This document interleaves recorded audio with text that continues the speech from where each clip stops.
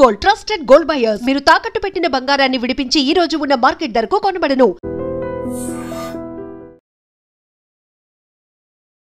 Jubilee hills పెద్దమ్మ తల్లి temple దగ్గర ఈరోజు ఒక ఉద్రిక్త వాతావరణం. ఎందుకంటే కుంకుమార్చన చేయాలి అని బీజేపీ పిలుపునిచ్చిన నేపథ్యంలో అందరూ లీడర్స్ని కూడా ఇప్పుడు హౌస్ అరెస్ట్ చేసినటువంటి సిచ్యువేషన్. ప్రస్తుతం మనం ఉన్నాం చీకోటి ప్రవీణ్ అన్న దగ్గర ఉన్నాం.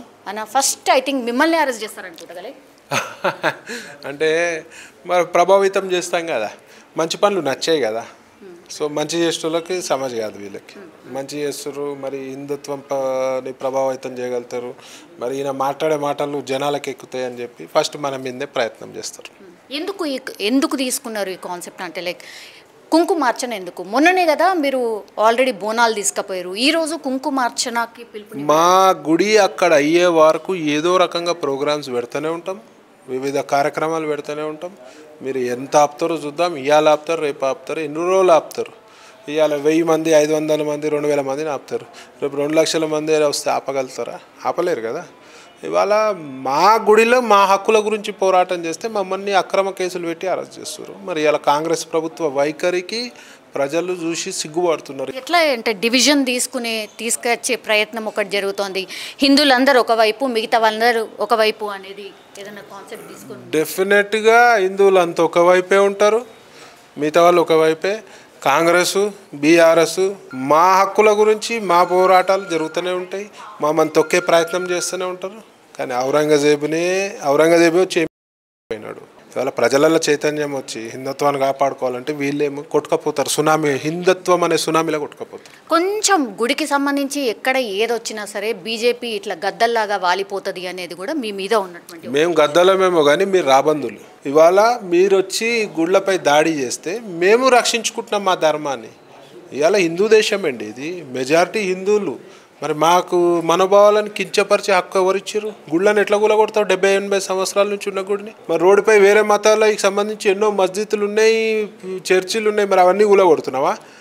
200 గజాలు కూడా లేని గుడిని కూలగొట్టినావు అంటే. ఒక చిన్న ఇష్యూని పట్టుకొని దాన్ని పెద్దగా ఏదో ఉన్నట్టు ప్రొజెక్ట్ చేయడం, దాన్ని ఏదో అంటే ఏమంటారు, దాన్ని ఎక్కువ ప్రొజెక్ట్ చేసి లాభపడాలని చూస్తుంది. ఎప్పుడు చూడు ఇదే బీజేపీ కార్యక్రమమే అది అని. చిన్న ఇష్యూ కూడా ఎందుకు చేయాలి? మీరు మాకు ఎందుకు అవకాశం ఇస్తారు? మరి చిన్న ఇష్యూ చేయొద్దు కదా.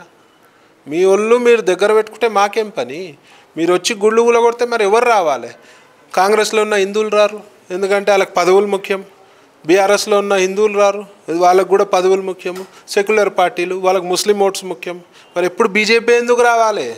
బీజేపీ ఒక్కరే పూజలు చేస్తుర్రా? బీజేపీ నాయకులు ఒక్కరే పూజలు చేస్తుర్రా?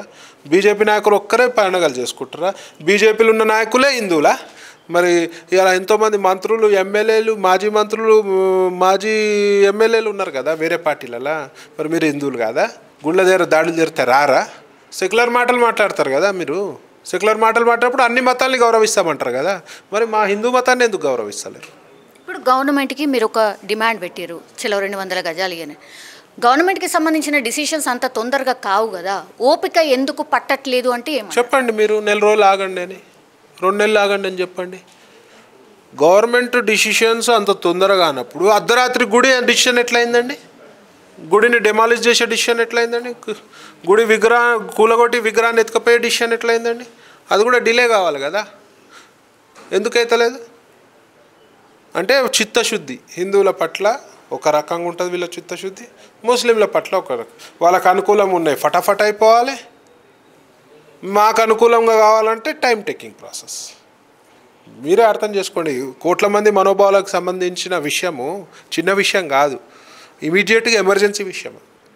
ఏదైనా రాజకీయంగానే చూస్తారు, ఏదైనా రాజకీయం చేయాలనే చూస్తారు. కాబట్టి ఇప్పుడు జూబ్లీ హిల్స్ బైపోల్ ఉంది కాబట్టి ఇక్కడ ఇక మొత్తం అంతా యాక్టివ్ ఉంటే కొన్న ఓట్లు లేదంటే బీజేపీ ఉనికిలో ఉంది అని చాటి చెప్పే ప్రయత్నం ఏమైనా జరుగుతుందా?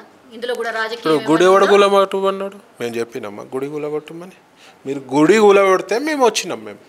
మీరు గుడి కూలగొట్టకుండా మంచి దేవాలయం కడితే మాకేం అవసరము? ఈడ రాజకీయం ఏముంది? ఈడ భక్తి ఉంది, ఈడ హిందుత్వం ఉంది, ఈడ ధర్మం ఉంది. రాజకీయం వాళ్ళ దగ్గర ఉంది. ఇవాళ రాజకీయం ఏముంది? మీరు గుడి కూలగొడితేనే వచ్చినాం కదా మేము. మీరు గుడి కూలగొట్టకపోతే మేము ఆ గల్లీలో కూడా పోలే. ఇప్పుడు మేము ఆ లేన్లకే పోలే. మేము ఇవాళ రాజకీయం మీరు చేస్తారు, మత రాజకీయం మీరు చేస్తారు. గుళ్ళు కూలగొట్టిన వాళ్ళపై శిక్ష లేదు, కఠినంగా శిక్షించే పరిస్థితి లేదు, యాక్షన్ లేదు. 100 మందిని వదిలేసినారు. తెలంగాణ రాష్ట్రంలో ఎంతమంది రోహింగ్యాలు ఉన్నారో వాళ్ళ పరిస్థితి తెలియదు, వాళ్ళు ఎప్పుడేమవుతారో తెలియదు, ఎప్పుడు బాంబు వెళ్తుందో తెలియదు, ఎప్పుడు స్లీపర్ సెల్స్ యాక్టివేట్ ఉంటాయో తెలియదు. ఇవాళ ఇంటెలిజెన్స్ వ్యవస్థ మొత్తం మా మీద పనిచేస్తుంది. ఇంటెలిజెన్స్ వ్యవస్థ మొత్తం హిందువులు ఎవరు పనిచేస్తారో హిందుత్వానికి వాళ్ళ మీద నిఘా పెడతారు. ఇవాళ ఎస్బీ మొత్తం మా మీద పనిచేస్తుంది. వాళ్ళ పని ఏంటండి? యాంటీ సోషల్ ఎలిమెంట్స్ని పట్టుకోవాలి. ఇవాళ ఎంతమందిని, ఇవాళ మేము ఏమైనా యాంటీ సోషల్ ఎలిమెంట్స్నా? ఏమో మరి హౌస్ అరెస్ట్ ఎందుకు చేసిర్రు? మరి రామచంద్రరావు గారిని ఎందుకు అరెస్ట్ చేసిర్రు అడుగుతున్నా నేను. అంటే మా దేవాలయాన్ని మేము పరిరక్షించుకోవద్దా అని అడుగుతున్నా. ఇవాళ మీ నిఘా ఇంటెలిజెన్స్ ఎస్బీ నిఘా ఉగ్రవాదులపై ఉండాలి, తెలంగాణలో యాంటీ సోషల్ ఎలిమెంట్స్పై ఉండాలి. ఇవాళ మొత్తం వ్యవస్థ మొత్తం హిందువులపై పనిచేస్తుంది, హిందూ నాయకులపై పనిచేస్తుంది, బీజేపీ నాయకులపై పనిచేస్తుంది. దీన్ని బట్టి అర్థం చేసుకోండి ఈ ప్రభుత్వ ధోరణి ఏందో. ఇవాళ మేల్కోవాల్సింది హిందువులు, ఇవాళ కూడా ఇంకా మేల్కోకుండా వీళ్ళకే వత్తాసు పలికితే మాత్రం రేపు మీ మెడ మార్చుకోమనిపిస్తారు. మరి ఎస్, అబ్సల్యూట్లీ. బంగ్లాదేశ్లో ఏం జరిగిందో అట్లాంటివి జరుగుతాయి. ఎట్లా అన్నా అంటే గుళ్ళపై దాడులు చూసినావా?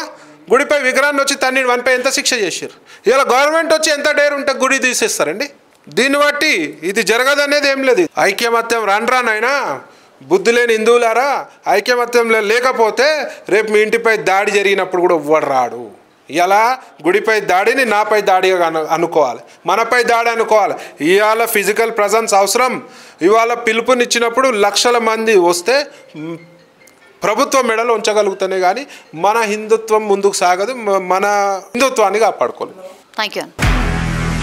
నిజంగా ప్రస్తుతం ఉన్నటువంటి సమాజం దేనికి ప్రయారిటీ ఇస్తుంది? ఆర్థిక సంబంధాల చుట్టూ మాత్రమే తిరుగుతుంది. మళ్ళీ ఎన్నికలంగానే చాలా విరక్తి కలుగుతాను. మంచి అనిపిస్తుంది కదా, లేడీస్ కూడా ఛాలెంజింగ్ జాబ్స్ చేసినప్పుడు చాలా బాగుంటది. ట్రాఫిక్ అసిస్టెంట్స్ గా నియమించిన ట్రాన్స్జెండర్స్ అందరితో సాల్యూట్ చేయించుకుంటున్నారు. ఫుడ్ డెలివరీ ఇవ్వటానికి వెళ్ళినటువంటి డెలివరీ బాయ్ అనిల్ పై కళ్ళ ముందు